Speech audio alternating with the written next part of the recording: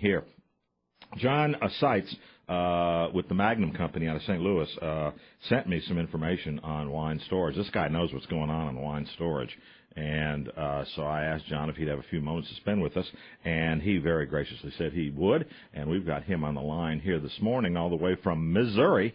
John Seitz. Good morning, John. Hey, good morning. How are you? We're good, man. We're good. You having a beautiful day up there in Middle America? Oh, it's great up there. I'm having about the same weather that you are. You know, listening to everything that's going on there, I'm wondering, why the heck am I up here in St. Louis? Why am I not down there? Don't make me ask you that question. You know, you're not even. And today, I mean, there's more stuff going on around here today. I didn't even tell you about one of the great rebirthed streets here in New Orleans, Ferret. I think there are three great streets that really came back after Katrina differently and so much better. Ferret is one of those streets. It's got Hi-Hat, Ancora Pizza. It's got Cure, a beautiful bar and cocktail lounge. It's got Dat Dog is up there. Company Burger. We had Company Burger last night. It was so good. We went up and down Ferret. They're doing a big festival today on Ferret Street. And the other two, just in case you're wondering, the other two streets I think that came back beautifully are Oak Street and Harrison Avenue. Over in Lakeview. These streets came back magnificently, and there is more to do on these streets. It's kind of a mini quarter, all of them. You just stroll along, and you go into places and see people you know and all that type of thing. So you're right, John. You should be down here, buddy. I should. You know, I was down there after Katrina hit down there. I went down there as a volunteer to help out. Thank you. So I was down there for quite a bit, and you know, and yeah, I've never been such an awe and such a kind of like, oh my God, you know, how can all this happen?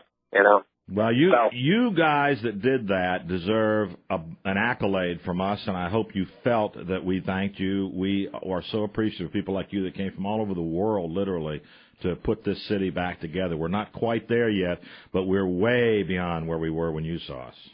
Well, I know. I've been through your town afterwards, and you know, traveled along 10 down there, and I was just amazed at at everything that came back, and the way that you guys came back so strong down there. You know, kudos to you guys down there too. Well, you're a nice man for saying it, and thank you so much, John. How does one get into wine storage expertise? Well, I got into it accidentally, to be quite honest with you. About 15, 16 years ago, a friend of mine said to me, well, hey, you're a carpenter and a builder. Can you build me a wine cellar? I'm a guy, you know? Yeah. Yeah, I know how to do that. Yeah. I didn't know the first thing in the world about it. So, you know, back then we didn't have the Internet to pull up for answers and that. And so what I did is I did some reading, and I built this guy's wine cellar. And to this day, I saw him a few years ago, and I said, you know, if you tried to get me to build your wine cellar now, and he stopped me, he goes, yeah, I can't afford you anymore. Yeah, but he gave you a start, huh? I bet you a lot of trial and error.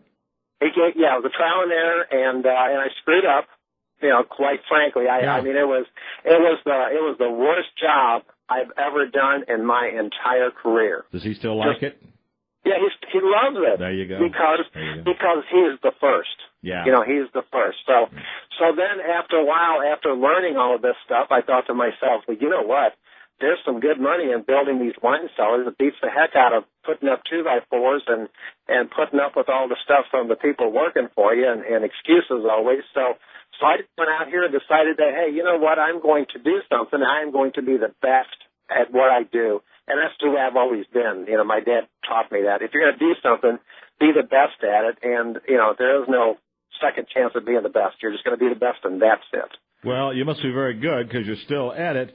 So a wine cellar. So somebody gets into wine and says, boy, you know, I need to put all this stuff somewhere. These bottles got to rest somewhere. So what is the process you go through? Do you consult with them and say, well, you know, how big do you want it and where do you want it and those kind of things? Or is that your job? Yes, I do. I get out there from start to finish, and the first question I always ask the customer after he calls me up, and I say to him, I said, well, what kind of wine do you have now? And he goes, well, what does that have to do with anything? And I said, it has a lot to do with it because while I'm doing the consultation and design, I want a good glass of wine to drink. That's an important first question. Well, that is the important first question. Then the second question is on that, how much money do you want to spend? Yeah, that's a good question. So, yeah, and I've had customers out there that, I ask them, I go, well, how much do you want to spend? And they go, I don't know. So I go, okay, fine, let's start with $1 million. Oh, that's too much money.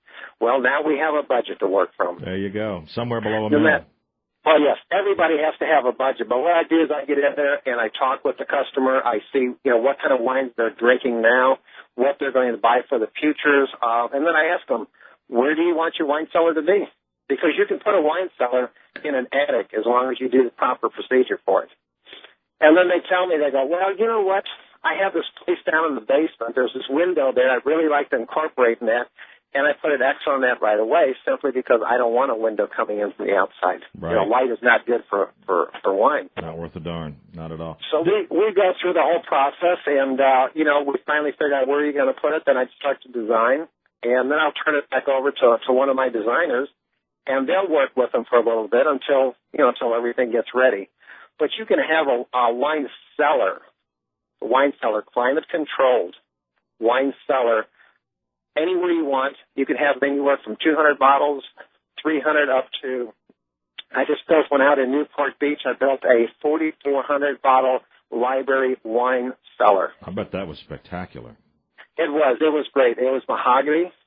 We used mahogany wood. We used a finish on it, a polyurethane finish on it, and it was great. We had the rolling ladders in there.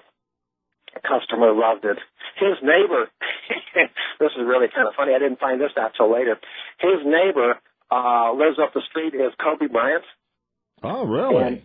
And we all know what Kobe Bryant's ex-wife is doing to that 51,000 square foot house. She's demolishing it. Oh my God. Yeah.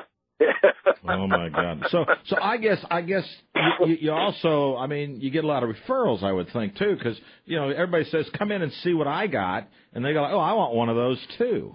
Mm-hmm. I do. I do the Ruth's Chris Steakhouses around the country. You're talking about the Hyatt Hotel down there. We have the Hyatt Hotel here in St. Louis. I built their wine cellar here. The CEOs of McDonald's, and heck, I've had Regis Philbin, Rusty Wallace, Annika Sorensen. My who's list is pretty good one, I think. Oh, nice. Now here's people out there listening across the Gulf South and obviously around the world because we're on the internet, and they're saying, well, now how do I get started? How big should I be looking at this thing to be? And let's say they've got like one of those deals you get out of magazines, and it holds like 96 bottles. And where do you take it from there? I would think you'd walk into somebody that already has like their primer kit. Well, the people, and that's all part of the consultation, and I tell people that, if they go, well, listen, I just buy the wine in my local wine shop and then I bring it in. I might keep it for 30 days or 60 days and then we drink it and we buy some more. And I tell them, well, you know what? You don't need a wine cellar. What you need is a wine chiller. And then you can go to places like Vinotemp, the Wine Enthusiast, and order something from them. But the person that belongs to the Wine of the Month Club, the person that loves to travel around the world or around the country and collecting wines, he's the one. And he says to me, well, we're probably looking at about maybe 500 to 1,000 bottles. I always tell him to triple it, simply because of the fact that once you have a wine cellar, my wine cellars are built for life to begin with. Once you have that wine cellar, you want to take into account everything that you can go do in the future. Because if you're going to buy wine for futures, and if you're buying wine for an investment, a 1,000-bottle wine cellar isn't going to be big enough for you.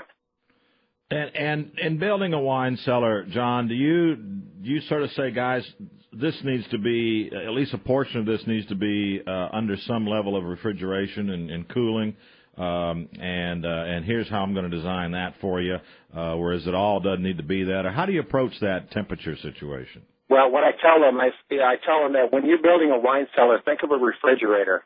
That it needs to be vapor barriered and insulated, top, sides, front, back, bottom, the whole 9 yards. It needs to be vapor barriered and insulated because you want to keep that temperature at 55 to 57 degrees and the humidity around 60 to no more than 70%. Two reasons. One, if you have too much humidity in there, of course, you're going to get mildew, you're going to get mold, and that's not good for the wine. Gosh, we don't have any of that around here. And if you don't have enough humidity, then it's going to dry out that cork, and then what's going to happen is that the air will get in there through the cork, and it's going to oxidize your wine. So there's a very special and there's a fine line that you can't cross, and people think, well, my basement is good enough because we have humidity down here, and the temperature only goes around from maybe 60 to 70 degrees. Well, a fluctuation of 5 degrees, that's a big fluctuation. Yeah, that moves your wine along quicker than you want it. It does. And then when you open up that bottle of wine that you wanted for that christening or for the birth of your grandchild or your son or daughter graduating, you open up that bottle of wine and then you'll have what I had here about a year ago. I opened up this bottle of wine and it was given to me by one of my clients, and he said, "This is the best bottle of wine you ever will drink." I was looking so forward to it, opened it up, and it was horrible. It was vinegar. Isn't that sad? And that's to try, a wine is a living thing. It's not just something that you just put on the shelf and forget about it and then bring it down when you want it. It just doesn't happen that way. We were with some friends last night along those lines, Phil and Angela Colombo, and they had us over their beautiful home over on the West Bank here in the city, and we started out with some sparkling, and then we had a little Pinot Noir out of Russian River, and he said, "I've got 3 bottles of wine," he says, that I've wanted to open for a long time, but I've got nobody to open them with. Do you mind if we open them tonight? And I went, "No, that'll be fine." But he brought out a 1998 Pomerol. Oh, wow. Bel Air, and then he had a 94 and a 97 Pauillac in there. And the Pomerol was just stunning. It was unbelievable. It was just slightly off the peak, just a little on the way down, but not enough to make a difference. And it was just a really amazing glass of wine, and we had more than one, of course. But then we got into the 94, which I noticed on the bottle the fill was down a little bit on it, and there was some drip marks on the label on the bottle. And I said, "Gosh, I don't know, Phil. I'm a little worried about that one." And it was just not right. It just, and there you are. You got something you've held for all that time. I mean, he's held on to that. I guess he probably got it in '96, so he held on to that for 16 years, whatever it is, and you open it up and it isn't good. That's a heartbreaker. It is.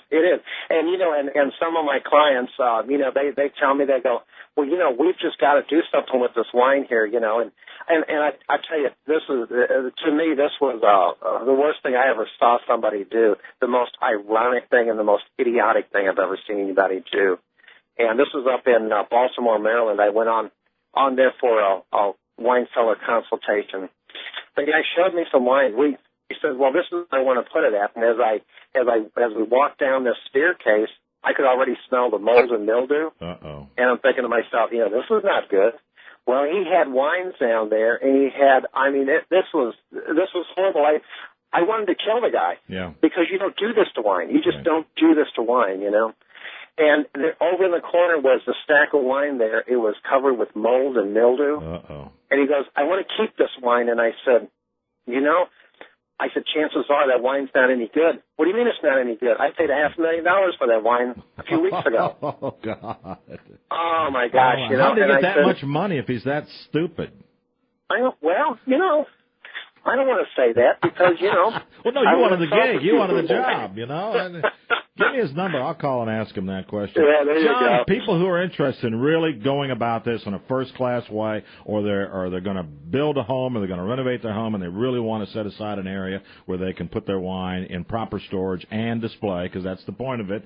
These are some of our toys that we want everybody to see. So how do they get in touch with you? Well, you can go to my website, is www.magnumcellars.net. I have a gallery there. I have a lot of things that you can look at. I have, in fact, I have past radio shows there, and you're going to be on there, too. Wow, I can hardly wait. I'll be in your cellar. So, well, there you go. So they can get a hold of me that way. They can call me by phone.